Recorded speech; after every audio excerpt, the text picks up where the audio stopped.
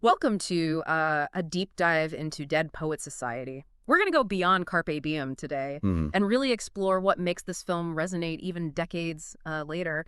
And we're lucky to have some expert insights today from Yeah. psychologist Anna Bhutia to help us uncover some of the deeper psychological and educational layers of this modern classic. Well, what I think is so fascinating about Dead Poets Society is how it works on these multiple levels, right? Like, Hmm. it's a coming-of-age story, yeah, but it's also this really interesting window into, like, psychology of adolescence, rebellion, all those pressures that young people face. Yeah, and you really get that pressure cooker atmosphere right from the start, don't you? Yeah. I mean, we're dropped right into Welton Academy, tradition, excellence, achievement.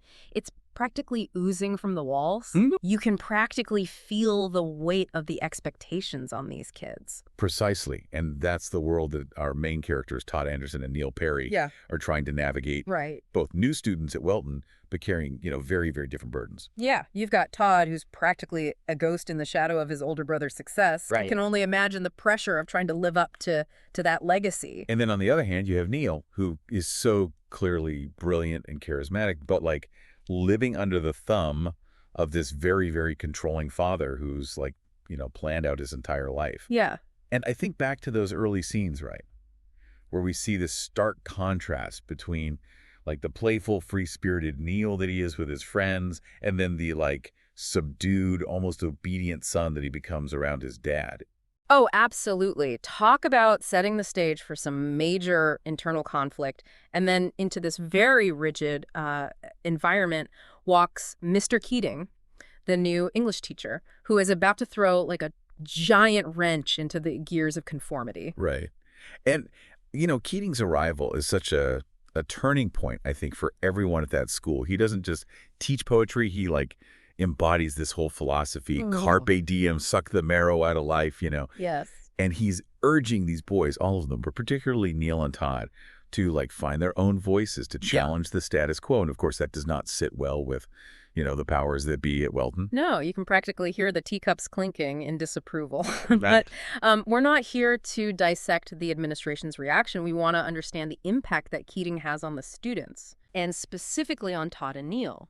And that's where I think it gets so interesting, right? Because you have Neil, who's already yearning for this life Yes. beyond his father's expectations. Yes. And Keating's message to him is like this, like, breath of fresh air, Absolutely. right? We really see his true self begin to emerge, but that also intensifies this conflict that he feels internally. Absolutely. It's like he's being pulled in these two opposite directions. Totally. And this is where psychologist Anna Bhutia brings in this really insightful concept of Erikson's theory of psychosocial development. Okay. Now, stick with me here because this is where the deep dive gets really fascinating. Okay. Yeah. Erikson argued that we go through these distinct stages of development throughout our lives, each with its own challenges and adolescence. The period that Neil and Todd are in is marked by what Erikson called identity versus role confusion. Okay. And that phrase, identity versus role confusion, is really at the heart of Neil's struggle, wouldn't you say? Absolutely, because it's this like universal search for self, Yeah. right? Like, who am I? What do I believe in? Versus all this pressure to conform to these roles that other people Exactly. want us to fit into. Yeah, like it's like this constant battle between the identity that you're discovering for yourself and the role that everyone else wants to put upon you. Yes, exactly. And Neil is caught between the identity that he's discovering and the role that his father has chosen for him. Yes, And it doesn't allow for that exploration, that trying to figure out who you are. exactly. And to make matters even more complicated, right? Yes. Keating's message of be true to yourself, while so inspiring and empowering, Yes. it also adds another layer to this internal struggle that Neil's already facing, right? Yeah. Because it's not a magic solution. It doesn't erase those very real pressures that he's feeling from his family, from the expectations of his world, right? Absolutely. In fact, Like, it might even like heighten them a bit because now he's starting to question everything. totally. And I think, it's heartbreaking to watch because you see how deeply he wants to honor both, right? Like Yeah. his own dreams and his father's wishes for him, and he's trying to find a way to make them coexist. Yeah. But the weight of that conflict, that push and pull, ultimately, like, becomes too much. It does, and this is where the film's exploration of authoritarian parenting, a term that Bhutia uses, Right. adds another layer of complexity to Neil's struggle. And I think even though less tragically so to Todd's as well, right? Uh-huh. And to be clear, authoritarian parenting isn't just about having strict rules. Right. It's a parenting style that prioritizes obedience and control Right. over a child's individuality. Exactly. So it's not just about a rule here or a rule there. It's about that overall dynamic, right? Yeah. Where the child's voice and their choices aren't really valued. Exactly. And, Bhutia really highlights how this style of parenting, while often coming from a place of, like, love and good intentions, Right. can have these really, like, difficult unintended consequences, right? Yes. Where children who are raised in these environments often really struggle with, anxiety, with Yeah. low self-esteem, with difficulty, like, asserting their own needs and desires. Mm. Does any of that sound familiar based on, like, your own experiences growing up? It makes you think about those long-term effects, for sure. Yeah. And we see it with Neil, right? Right. Like his inability to truly stand up to his father. Yes. And I think you see echoes of it with Todd, Yes. with his shyness, his struggle to kind of find his own voice. Right. It's almost as if he's internalized that sense of not being heard, Totally. And, obviously every family dynamic is unique. Of course.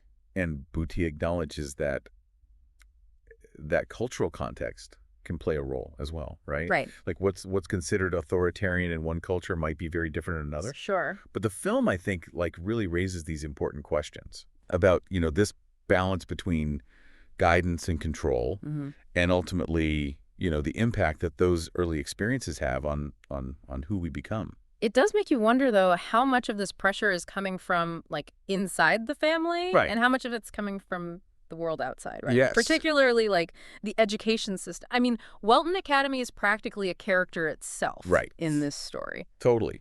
And that's a crucial point, I think, where the film's, like, social commentary really comes into play, right? Yeah. Bhutia connects this directly to the work of Paulo Freire, Okay. who's this, like, really influential educational theorist Okay. who critiqued what he called banking education. Banking education. That sounds almost I know. dehumanizing in a way. It's this very, like, powerful metaphor, right? Right. Like, Freire argued that traditional education can often resemble, like, a banking system, Okay. right? Where teachers deposit information Okay. into the passive minds of students. Got it. And, rote memorization, standardized tests, this focus on conformity. Right.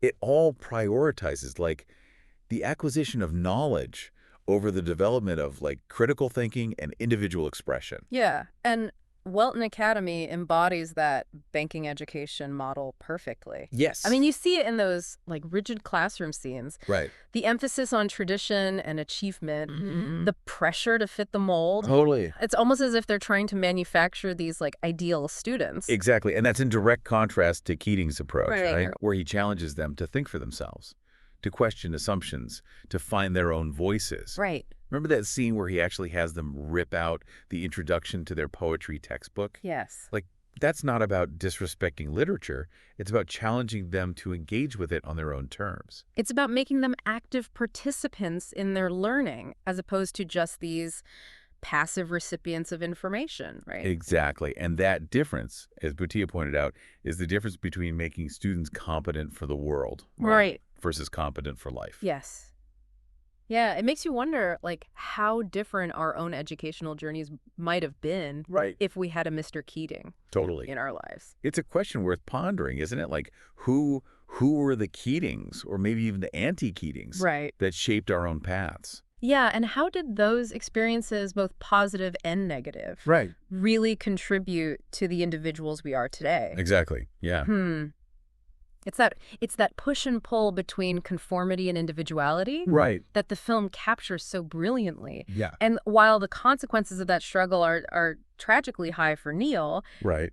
there's still this glimmer of hope, wouldn't you say? Absolutely. I think about that, like, that powerful final scene, right? Yes. Where Todd, who at the beginning of the film could barely speak, Right. stands on his desk echoing Keating's words. Yes. "Oh, Captain, my Captain." Powerful. It's this act of defiance, this like silent rebellion Yes. against the forces that sought to silence their voices. It's such a powerful image, and it speaks volumes about the impact that Keating had on his students. Even in the face of this tragedy, Yeah. he empowered them to find their voices, Yes. to embrace their individuality. Totally. And that's a legacy that lives on. It does, and it reminds us that true education, the kind that really like stays with us long after we've left the classroom, Right. isn't about memorizing facts Right. or conforming to expectations. Right. It's about like cultivating critical thinking, Right. embracing those unique perspectives that we all have, Right. and having the courage to stand up for what we believe in.